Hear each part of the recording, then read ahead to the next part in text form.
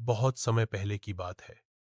भारतवर्ष में एक छोटा सा राज्य था, सुरभि नगर। यह राज्य अपनी सुंदरता, हरियाली और अनोखी संस्कृति के लिए प्रसिद्ध था। वहां के लोग मेहनती, सरल और ईमानदार थे। राज्य का शासन एक साहसी राजा वीरेंद्र सिंह और उनकी पत्नी रानी सुरभिका के हाथों में था। राजा तो प्रजा के प्रति न्यायप्रिय और दयालु थे, परंतु रानी का स्वभाव कुछ अलग था। रानी असाधारण रूप से सुंदर थीं। उनकी सुंदरता और शानो शौकत की चर्चा दूर दूर तक थी, लेकिन इसी सुंदरता ने उन्हें धीरे धीरे घमंडी बना दिया। वह सोचने लगीं कि संसार में उनसे सुंदर, बुद्धिमान और शक्तिशाली कोई नहीं। यही घमंड उनकी कहानी का मूल बना। रानी सुरभिका अपने महल में सैकड़ों दासियों से घिरी रहतीं। हर सुबह वे आईने में खुद को निहारतीं और दर्प से कहतीं, इस धरती पर मुझ सा रूप किसी का नहीं। देवियां भी मेरी बराबरी नहीं कर सकतीं। महल की दासियां डर के कारण उनकी हर बात पर ताली बजातीं और प्रशंसा करतीं। महारानी, आप तो चंद्रमा की तरह उज्ज्वल हैं, सूरज की तरह तेजस्विनी हैं। धीरे धीरे रानी का अहंकार इतना बढ़ गया कि वे प्रजा को तुच्छ समझने लगीं। प्रजा जब किसी समस्या के लिए महल पहुंचती तो वह कहती, ये लोग तो मेरे चरणों की धूल के बराबर भी नहीं। इन्हें क्या अधिकार है मुझसे मिलने का। राजा वीरेंद्र सिंह कई बार रानी को समझाते, रानी, राज सिंहासन का गौरव तभी है जब प्रजा सुखी हो। हमें घमंड छोड़कर उनके बीच जाना चाहिए। लेकिन रानी राजा की बातों को नजरअंदाज कर देती। साल में एक बार राज्य में भव्य मनोरंजन महोत्सव होता था। इसमें नाटक, गीत, नृत्य, खेल और हंसी ठिठोली के कार्यक्रम होते थे। प्रजा इस दिन का बेसब्री से इंतजार करती थी। उस वर्ष का महोत्सव विशेष था क्योंकि पड़ोसी राज्यों के राजा, रानी भी आमंत्रित थे। रानी सुरभिका ने इसे अपने घमंड को प्रदर्शित करने का अवसर मान लिया। उन्होंने अपने शिल्पकारों से कहा, मेरे लिए ऐसा वस्त्र तैयार करो जो किसी ने न देखा हो।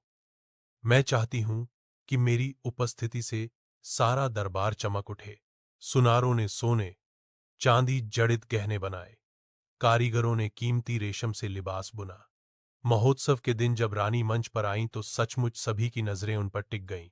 लेकिन इसी बीच एक विदूषक दरबार का हास्य कलाकार ने सभा में प्रवेश किया। उसका नाम था भानु। वह अपनी चतुराई और हंसी मजाक से सभी को हंसाता था। रानी ने सोचा, आज मैं इस विदूषक से भी अपनी श्रेष्ठता सिद्ध करूंगी। उन्होंने भरी सभा में कहा, हे भानु, क्या तुम मानते हो कि इस धरती पर मुझ सा कोई सुंदर और बुद्धिमान नहीं? भानु मुस्कुराया और बोला, महारानी, सुंदरता क्षणभंगुर है, असली वैभव तो विनम्रता में है। यह सुनकर रानी भड़क उठी, क्या तुम मेरी सुंदरता का अपमान कर रहे हो? तुम्हारी यह हिम्मत? सभा में सन्नाटा छा गया। राजा ने स्थिति को संभालते हुए कहा, भानु, तुम्हें सावधान रहना चाहिए। लेकिन भानु ने साहसपूर्वक उत्तर दिया, महाराज, मेरा अपमान करने का इरादा नहीं था। मैं तो केवल सत्य कह रहा हूं। रानी ने उसी क्षण आदेश दिया, इस विदूषक को कैद में डाल दो। मेरी सुंदरता पर प्रश्न उठाने की किसी की हिम्मत नहीं होनी चाहिए। विदूषक को कैद कर दिया गया। लेकिन उसी रात रानी को एक विचित्र सपना आया। सपना यह था कि एक देवदूत आकर बोला, रानी, तुम्हारा घमंड तुम्हें विनाश की ओर ले जाएगा। यदि तुमने समय रहते सुधार न किया तो तुम्हारा सब कुछ छिन जाएगा। रानी नींद से जागी, परंतु उन्होंने इसे एक सामान्य सपना समझकर भुला दिया। कुछ ही दिनों बाद राज्य में अकाल पड़ा।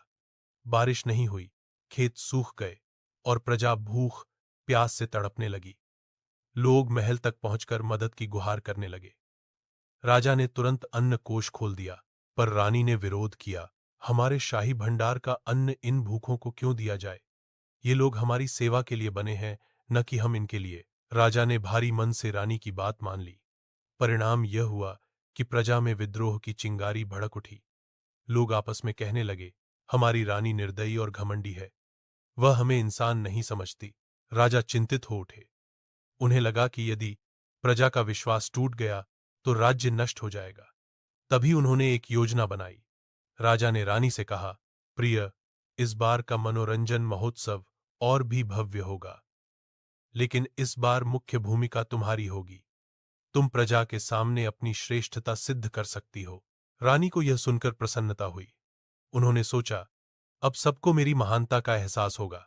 राजा ने भानु विदूषक को कैद से निकलवाया और गुप्त रूप से उसे आदेश दिया, तुम्हें इस नाटक में ऐसी भूमिका निभानी है जिससे रानी अपने घमंड का दर्पण देख सके।